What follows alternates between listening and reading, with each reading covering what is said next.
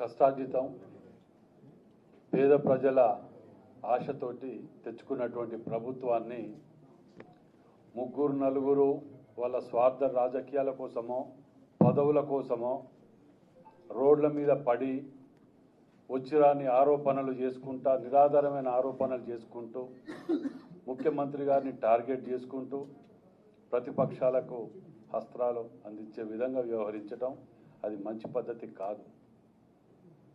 మేము ఎవరినో ఒక్కరినో ఇద్దరినో పెట్టుకొని కాదు, ఎవరైతే ప్రభుత్వానికి వ్యతిరేకంగా ప్రభుత్వంలో వండుకుంటూ మాట్లాడటం అనేది అది మంచి పద్ధతి కాదు. మీ అభిప్రాయాలు ఉంటే వచ్చి చెప్పుకోండి, ఏఐసిసి ఉన్నది, పిసిసి ఉన్నది, అన్ని దిక్కులో చెప్పుకొని ఇది చేయాలి. కానీ ఈ విధంగా పోతూ ఉంటే చేసిన కష్టము ఇంతమంది త్యాగాలు మీరు వృధా చేసుకుంటూ పోతా అంటే ఇక్కడ కూర్చొని ఊరుకునేది ఎక్కడ సమస్య లేదు అందులో. దాంతోపాటే ఇవాళ మేము పార్టీ క్రమశిక్షణ కానివ్వండి, అధిష్టానాన్ని కానివ్వండి, మేము కోరేది ఒకటే, నిర్ణయాలన్నిటి కఠినంగా తీసుకోవాలి. ఎట్టి పరిస్థితుల్లో ఎంతటి వారైనా ఎవరైనా వాటికి ఈ వేదిక మీద కూర్చున్న దాంట్లో ఎస్సీలు బీసీలు ఓసీలు అందరం ఉన్నాం. కాంగ్రెస్ పార్టీ అంటే సెక్యులర్ పార్టీ. ఓ కులాన్నో మతాన్నో అడ్డం పెట్టుకొని మేము ఏం చేసినా నడుస్తుంది అనుకుంటే అది పొరపాటు. దాని అధిష్టానం కూడా చాలా సీరియస్గా తీసుకోకపోతే అసలు విషయం చెప్పాలంటే మాకు ఏం నవ్వు వస్తుందంటే ఒరిజినల్ కాంగ్రెస్ అంటారు. ఇప్పుడు మాట్లాడే వాళ్ళు అందరూ ఒరిజినల్ కాంగ్రెస్ అర్థమవుతుంది మా కాడ. మాలాంటి వాళ్ళు మేమేం చెప్పుకోవాలి? వాళ్ళు మాట్లాడేది ఏం మాట్లాడుతున్నారు? పార్టీ మారలేదనా, లేకపోతే వాళ్ళు తిరిగి 4 పార్టీలు తిరిగి వచ్చే వాళ్ళే మాట్లాడుతున్నారు. ఇవాళ నీకు అంత కష్టం అనిపిస్తుంది ఏమంటే మేము మాట్లాడాలి, మేము అడిగేది ఏది ఉంటే మేము అధిష్టానం దగ్గర పోయి మాట్లాడుతుంటాం. నలుగురిని గెలిపించినామంటారు. ఇటు సీఎంఏ ఏకంగా తుపాకి రాముడు కూడా మంచిగా మాట్లాడతారు కొద్దిగా గొప్ప. సీఎంనే మేము చేసినాం, పీసీసీనే మేము చేసినాం. ఏంటి నువ్వు చేసింది? 12 నియోజకవర్గాలలో వరంగల్ జిల్లాలో 11 మెజార్టీ వచ్చింది పార్లమెంట్లో. నీ ఒక్క దగ్గర 9,000 ఎందుకు మైనస్ వచ్చింది? మాకేం తెలియదు, మాకు సంబంధం లేదు అంటారు పద్ధత. వెనుక బ్యానర్ ఉంటుంది, నీ కేక్ కట్ చేస్తుంటారు. నువ్వు జిల్లాలో ఒక్క ఎమ్మెల్యేతో మంచుకున్నావా? నువ్వు పద్ధతి లేకుండా పాడు లేకుండా బ్లాక్ మెయిలింగ్ పాలిటిక్స్. ఏ పార్టీకి పోతే నువ్వు ఎన్నదిట్లే మొట్టమొదట టీడీపీ, తర్వాత కాంగ్రెస్, తర్వాత వైఎస్ఆర్సీపీ, తర్వాత బీఆర్ఎస్, మళ్ళా కాంగ్రెస్. ఎక్కడ ఒక్కరితోటి మంచుకున్నావా నువ్వు? పోతూ పోతూ బీఫామ్లు కూడా ఎత్తుకపోతుంది. ఆ రోజు కాంగ్రెస్ వీడిపోయేటప్పుడు కష్టకాలంలో కాంగ్రెస్ పార్టీ కష్టకాలంలో వదిలిపెట్టిపోయారు, బీఫామ్లు ఎత్తుకపోయారు. నోటికి ఏది వస్తుంది మాట్లాడుకుంటూ వదిలిపెడుతుంటే మాలాంటి కష్టపడి 54 కేసులు పొద్దుగా లేస్తే సంసారం సగం కోట్ల చేస్తారా మేము. అయినా మీకు మంత్రి పదవులు ఇచ్చి ఇచ్చేస్తే మీరు ఇచ్చే గౌరవం ఇదా? సంబంధం లేదని ఒక మాట అంటే అయిపోతుందా? అధిష్టానం కూడా ఉంటే ఉన్నది, ఏది పోతే పోయింది. కానీ ఇలాంటి వాటిని క్షమించుకుంటూ పోతే మాత్రం మాకు కూడా ఓపికలు అన్నిటి పోతుంటాయి. మాకు కూడా ఇది లేకుండా పోతున్నది.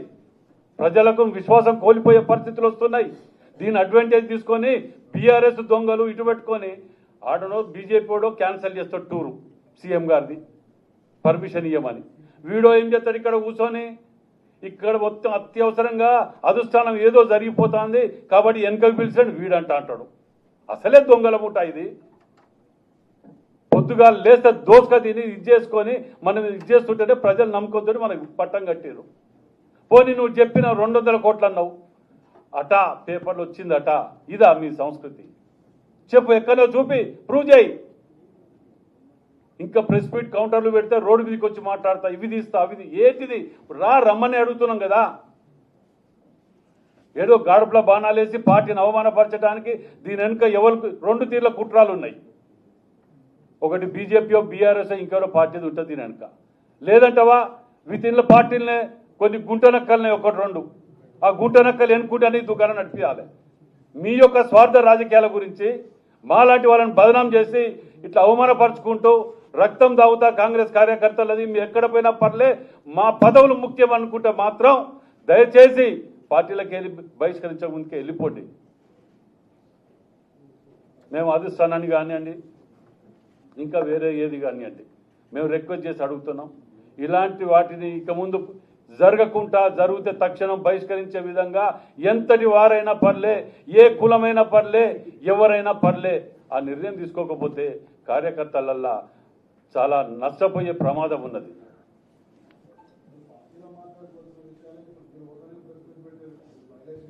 ఇది మేము మాట్లాడే దేనికి అధిష్టానాన్ని కూడా చెప్తున్నాం. మేము దీని మీద ఆల్రెడీ చెప్తున్నా వాటికి కూడా. ఎందుకంటే ఇదివరకు 3 సార్లు పీసీసీకి పోయి ఇచ్చినాం కదా, మీరు చూడలేదా? మీ అందరి సమక్షంలో ఇచ్చినాం కదా. పెద్ద మనసుతోటి క్షమించి వదిలిపెట్టిండ్రు, 1, 2 అని 100 ఉంటే ఇచ్చేయటానికి ఇంకెన్నిసార్లు క్షమించాలి? ప్రతి మాటకి ఇదేనా? దానికి లిమిట్ ఉంటుంది, పద్ధతి ఉంటుంది.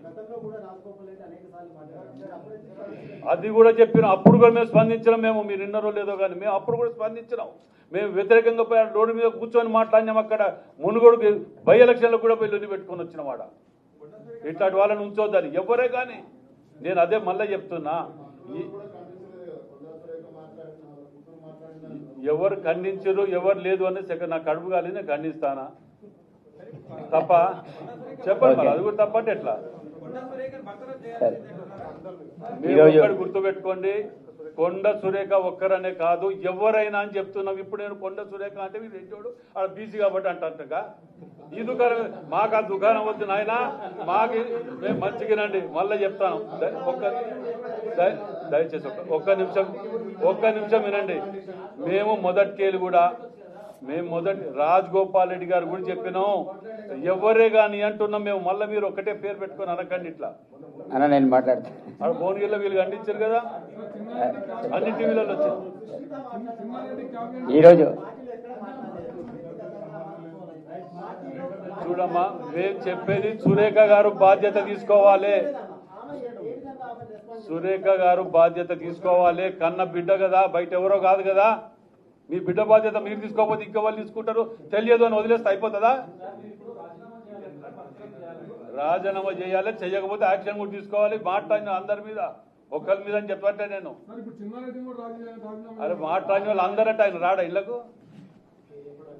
ఇప్పుడు అందరూ ఎవరైనా అని చెప్తే మళ్ళీ ఒకరి పేరు పర్సనల్ గా వచ్చేందుకు వలుపుతాను. నేను చెప్తా, అందరి పేర్లు చెప్తాను.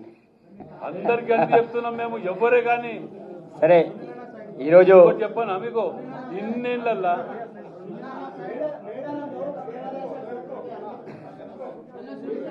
ఈరోజు